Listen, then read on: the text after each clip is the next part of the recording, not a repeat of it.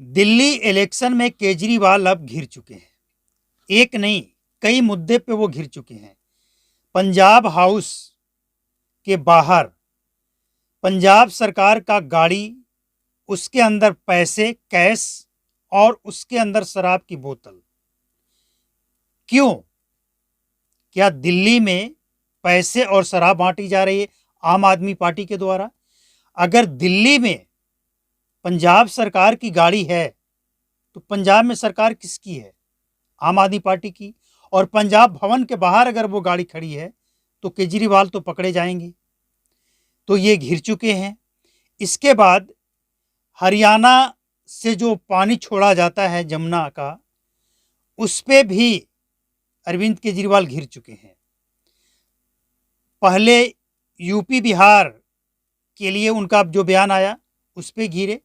अब बीजेपी वाले इस जल को जहरीला बनाकर भेजने का बयान को वो हरियाणा से जोड़ दिए कि ये सिर्फ सरकार की नहीं, ये पूरे हरियाणा और पूरे देश के बीजेपी समाज और बीजेपी के जो सपोर्टर हैं, उनके वोटर हैं, उनके जो कार्यकर्ता हैं, उनके ऊपर ये इल्ज़ाम लगाया जा रहा है। तो अरविंद केजरीवाल पहले यूपी बिहार और इसके बाद हरियाणा के मुद्दे पर घिर चुके हैं, क्योंकि हरियाणा से भी बहुत से लोग दिल्ली में रहते हैं और वो दिल्ली के वोटर हैं, तो फर्क तो पड़ेगा। लेकिन सबसे बड़ा मुद्दा ये है कि दिल्ली का मुद्दा क्या है। दिल्ली में क्या चुनाव लड़ने के लिए, चुनाव जीतने के लिए ये राजनीति पार्टियां मुफ्त की रेवड़ी बांटते बांटते कैश और शराब की बोतलें भी बांटने लग गए? ये क्या संकेत देता है? दिल्ली के अंदर पंजाब सरकार की गाड़ी, उसमें कैश और शराब की बोतल, संकेत क्या देता है? वो कौन है जो इस तरह का खेल खेल रहा है, केजरीवाल को बदनाम कर रहा है, या फिर केजरीवाल के पार्टी के लोग ही दिल्ली फतेह के लिए ये प्रोग्राम चला रहे हैं? देखिए, मामला जो भी हो वो तो एक जांच का विषय है कि गाड़ी किसकी थी, कैश किसका और शराब किसका। लेकिन इतना तय है कि गाड़ी अगर चोरी का नहीं है तो पता लग ही जाएगा कि किसके नाम पर रजिस्टर्ड है और उसे चलाता कौन है। एक बात। दूसरी बात, अरविंद केजरीवाल चाहे जितना भी अफवाह फैला लें, अफवाह मतलब यमुना नदी में जहर घोरकर, पॉइजन डालकर पानी भेजने का बयान उनका जो आया, इसके लिए दिल्ली के मुख्यमंत्री सैनी साहब हरियाणा के जल को मुंह में पीकर, मुंह में कुल्ला करके, मुंह में उस पानी को पीकर दिखा दिए कि अगर यमुना का पानी हरियाणा से दूषित जाता है तो फिर हम पी कैसे रहे हैं और हमें क्यों नहीं कुछ हुआ। मतलब वो स्पष्ट कर दिए कि जो अरविंद केजरीवाल का बयान था वो गलत था। और अरविंद केजरीवाल जो इलेक्शन कमीशन के सामने अपना रिपोर्ट दिए हैं, लगभग 18-20 पन्नों का, उसमें भी यही लिखा गया है कि जल बोर्ड का ये आरोप था, उसी के आधार पे हमने कह दिया है। तो भैया, जल बोर्ड कुछ भी कह दे और आप मान लेंगे? अब जब जांच हुई तो पता चला कि नहीं, अरविंद केजरीवाल का ये पूरा बयान ही फर्जी है।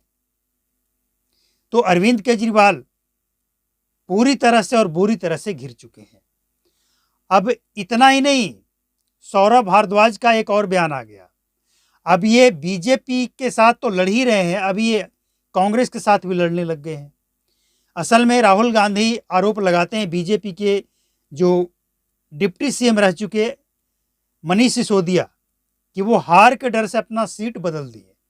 तो उस पर सौरभ भारद्वाज टिप्पणी करते हैं कि मुंह मत खुलवाइए, नहीं तो राहुल गांधी को तकलीफ लग जाएगा।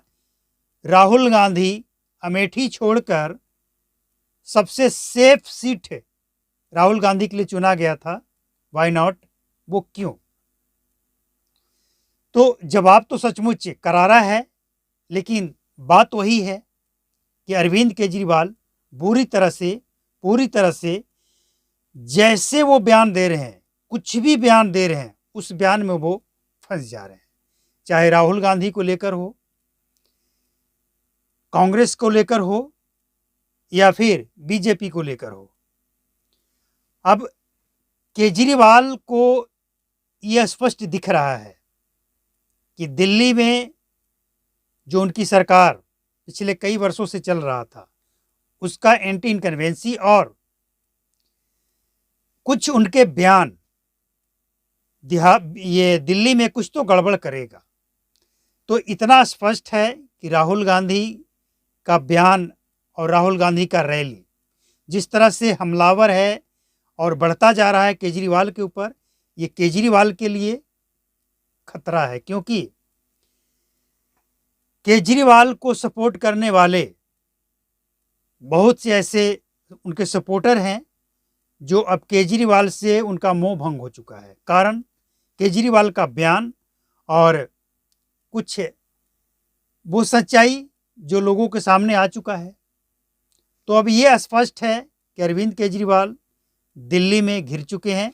अब आगे क्या करते हैं, क्या बयान देते हैं, ये देखने का एक विषय है और वक्त आएगा तो पता चलेगा।